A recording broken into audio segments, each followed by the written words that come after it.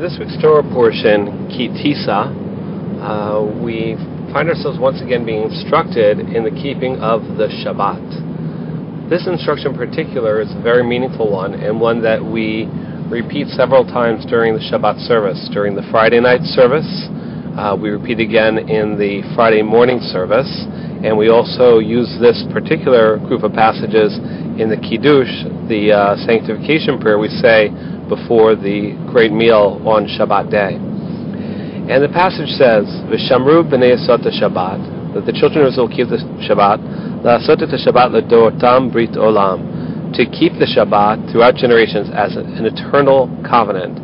Beni u'ben b'nei esot olam, between me and the children of Israel, God says, between me and the children of Israel, oti l'olam, it is an eternal sign. That in 6 days God created the heaven and earth. On the seventh day, God rested, and vayinafash could mean and was spiritual, or again might be a repetition of the word and rested. So the question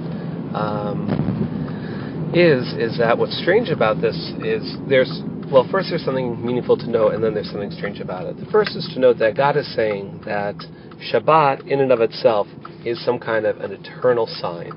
And God says that He set it up, that it's a covenant. It's this eternal sign between God and Israel. And what is it a sign of? It's this eternal sign that this is the world God created in 6 days, and which He then rested from that creation on the seventh day. Vayinafash, an experience of spirituality. So the question is most people say Shabbat we say, why do we have the Shabbat? Well, we have Shabbat on the seventh day to commemorate how God rested on the seventh day. God rested, and therefore we rest. But it says here that Shabbat is an eternal sign that God created the world in 6 days and then rested and was spiritual on the seventh day. And in fact, we see other places, like when other remembrances of the Kiddush, like when we say, or other remembrances of the Shabbat, like when we say the sanctification prayer, the Kiddush on Friday nights, we say that Shabbat is actually Zikaron l'Maaseh Bereshit, that it's a reminder of the actions of creation. So it's very strange to suddenly be seeing Shabbat invoked as something that reminds us of the 6 days of creation, that reminds us of the act of creation. Isn't Shabbat supposed to remind us of God resting and therefore we rest? So how is it that suddenly this day of rest is reminding us of the actual days of creation? It's even more interesting because we're told Shesh Yamim Tavo, that for 6 days you'll week, and on the seventh day you'll do Shabbat. So is Shabbat reminding us of the 6 days of work, as opposed to reminding us of, so to speak, the day of rest? So what is this? And what is this idea that it's an eternal sign, that it's an infinite sign between us and God? So an interesting idea to really understand it is to look at what we do and don't do on Shabbat. So we're told that on Shabbat we don't work. But the Hebrew word that we translate as meaning don't work is the word malacha. So we say on Shabbat we don't do malacha. The word malacha actually has in its root the word lech. We have the word halacha, and the word, which also has this word lech in the middle. The word lech means to go. So halacha, the word for Jewish law that we use for law, doesn't actually mean wall, but it means halicha, which I heard from my teacher Chaim Sober. It means the way, the pathway, which is very meaningful because that's also the meaning of the word Tao. Taoism is also the way. So halacha is basically practical guidelines in which to manifest halicha, the way, the path. It's a way of illuminating a meaningful path through life. So malacha, or that which we translate as work, actually is that which derives from the way. So it's ma in Hebrew means to derive from. So on Shabbat, what we refrain from doing is refrain from doing malacha. And what is malacha? It's strange. People say it means work, but it doesn't really mean that, because on Shabbat I can take my sofa, put it on my back, and run around my house until I collapse. That's a lot of hard work, but it's pretty meaningless. But yet I can't flick a light switch. I'm not allowed to flick a switch and turn on a light. But that's not a lot of work at all. So in fact, The word malacha in the Torah doesn't mean work. What it actually means is that in the Torah, we are taught in the service in the tabernacle and thereafter in the temple, God basically enumerates for us 39 ways that a human being can exhibit creative mastery over nature. That there are 39 primary forms of creative force, creative activity, that man can exert over the natural world around him or her. And so these 39 ways are what we refrain from on Shabbat. So essentially, what the Torah posits is that there are 39 ways we show this creative mastery over the natural world, and that all forms of creative activity that a human being will ever exhibit throughout the history of time forward will always derive from and will be able to be traced back to one of those 39 primary forms of creative action. So, for instance, one of the primary forms of creative action that's delineated by the Torah is fire. And we can easily say, it's not hard to understand how fire is such an amazing act of creative power. And certainly fire has been a tool of tremendous both creative and also destructive force throughout the history of man, right? Everything from guns and explosives to lights themselves.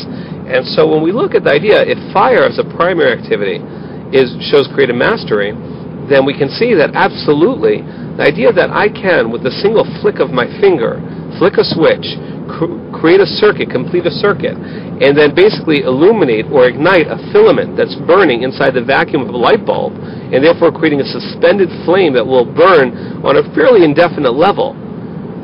That's an amazing harnessing of the power of fire.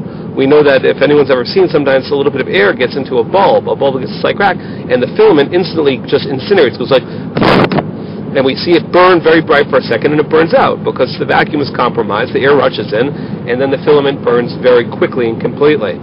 And so the idea is that if fire is creative mastery over nature on a primary level, then yes, flicking a switch to complete a circuit to create this contained and suspended flame in a vacuum is an awesome act of creative power. And that's what we refrain from on Shabbat. And now we can start to understand what the meaning is of the sign. What God tells us on Shabbat is we as human beings tend to have a problem. We think the world needs us to fix it. And so we're always saying, oh, look at the world. The world needs us to fix it. The world is so messed up. The world needs us human beings to make it better, to fix it.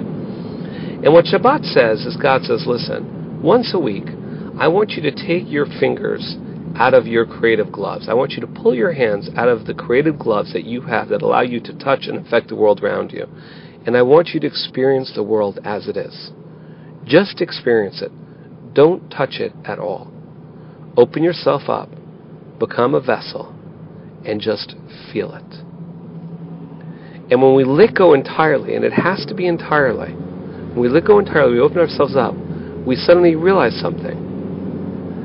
That the bird knows how to sing and knows how to fly. The flower knows how to blossom. The tree knows how to grow. The wind knows how to blow. And we realize that in fact, that world which God created in 6 days and from which God then kind of withdrew from and just experienced on a spiritual level on the seventh day, that perfect world is right outside our window. It's still happening. It's still just as perfect. It's still just as beautiful. And it still knows how to run perfectly and awesomely well. And suddenly we become sensitive that, in fact, the places where the world isn't running so well are the places where we as human beings are touching it in an unconstructive or harmful way. And we become sensitive to the fact that the world doesn't actually need us to fix it. The world just needs us to find our harmony with it. And that's the idea of Shabbat. Shabbat doesn't command us not to work. Shabbat, God says, take your fingers out of the creative gloves, the ways that you can show creative mastery over the world. You want to run around with a couch on your back, knock yourself out. That doesn't exert any creative force on the world around you. It'll exhaust you, but it won't touch the world. The key here is that we take our fingers out of those creative gloves. We stop touching the world on that creative level, and we experience and feel the world as it is. And when we do, in that moment, in the aha of that 24-hour experience, when we finally unplug, and when we take ourselves out of the picture, so that we can experience the picture in its fullness and in its glory, and with a more objective and clear perspective, we experience an eternal sign. It's an infinite sign, because in that moment we're able to touch and understand that that world which God created in 6 days and rested from in spiritual experience on the 7th day, it's right there with us. It's been with us all along. And it's that which we take into the week. It's that which we then take forward into the week, is experience that alignment and becoming sensitive to the song of the world around us. We're able then to bring our voice back into it after Shabbat, when we do again the Havdalah prayer, where we separate in order to bring something forward.